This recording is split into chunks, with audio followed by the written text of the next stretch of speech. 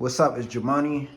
After losing $700 at the casino yesterday, I figured I'd start telling some of my gambling addict stories. Being someone that's been gambling for a little over a decade, I have a lot of stories that I could tell. And, I was relying on gambling content to be a way for me to get a lot of engagement.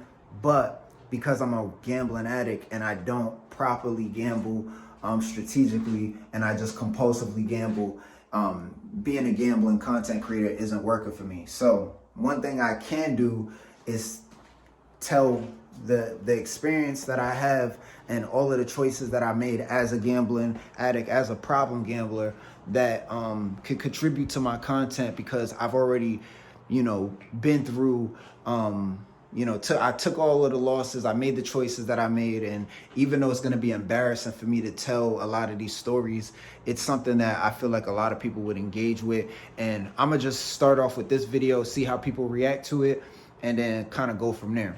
So, one of the biggest or dumbest things I've done as a problem gambler is check fraud.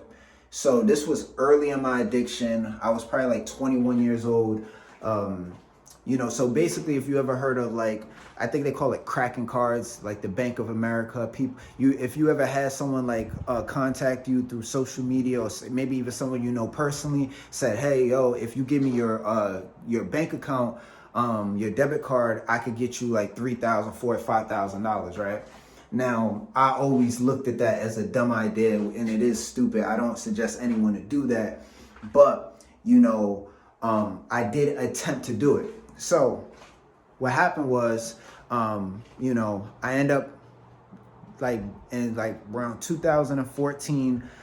This was when I first got into pawning everything I had at the pawn shop, taking out cash advances, maxing out my credit cards. I wasn't working at this time.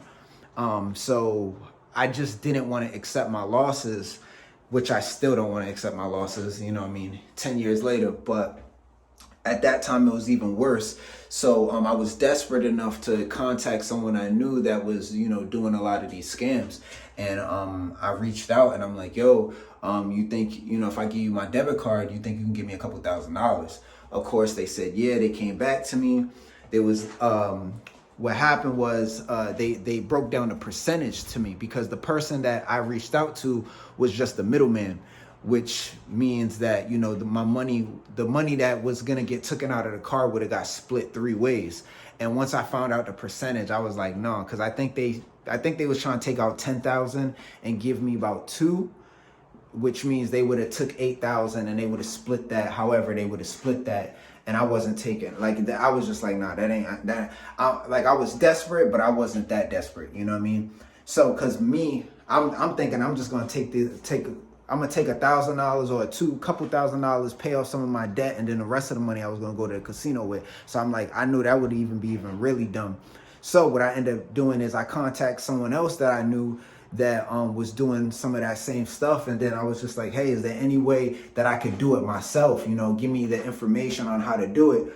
And that's what they did. So I gave them $100.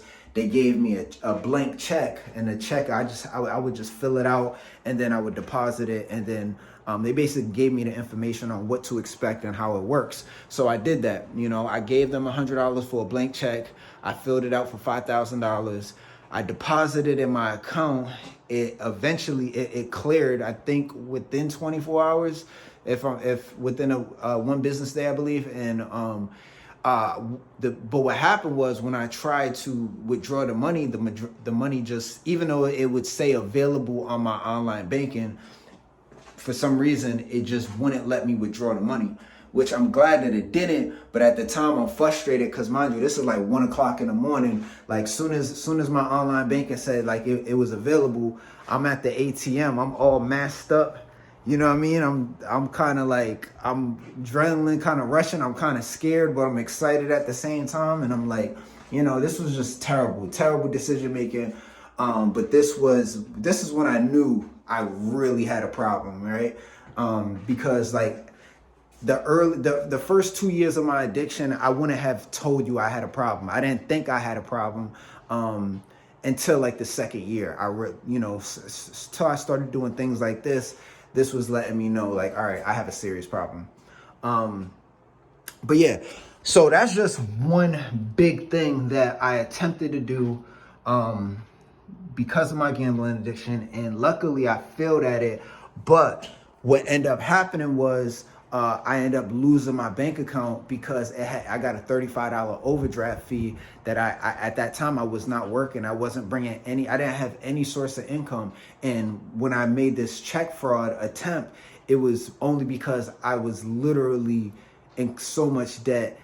I had no way to get like even $10 to my name. Like, so that overdraft eventually, within I think a couple weeks or a month, I still wasn't able to pay it off, or I don't know, maybe at that time I just decided not. I decided not to really pay it off.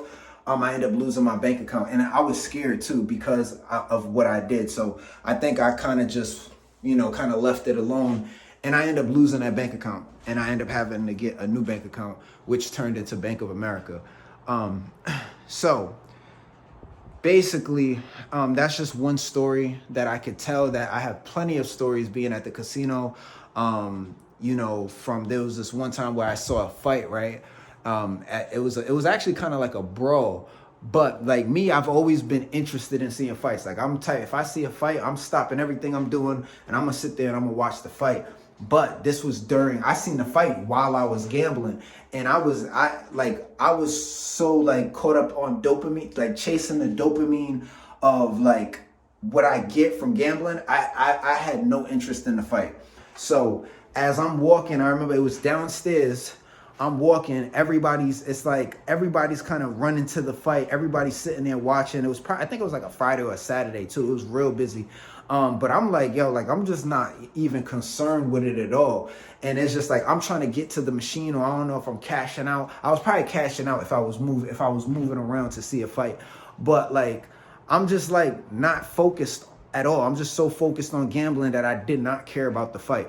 You know what I mean? So my behavior was very, very different under the influence of chasing that dopamine while gambling, which, I'm doing things I normally wouldn't do, where I would completely ignore a fight just so I could continue to gamble, right? A lot of things I've seen at the casino, I think I have other stories I could tell. This is kind of like a part one. And depending on how people react to this, I could give you more, if you want more, let me know in the comments. You know what I mean? Do you want to hear more stories of me gambling? I mean, far as in like the things that I haven't, or I could get into more detail of the things that I've done and experience that I have. And yeah, depending on how people react to this, I'll tell more stories.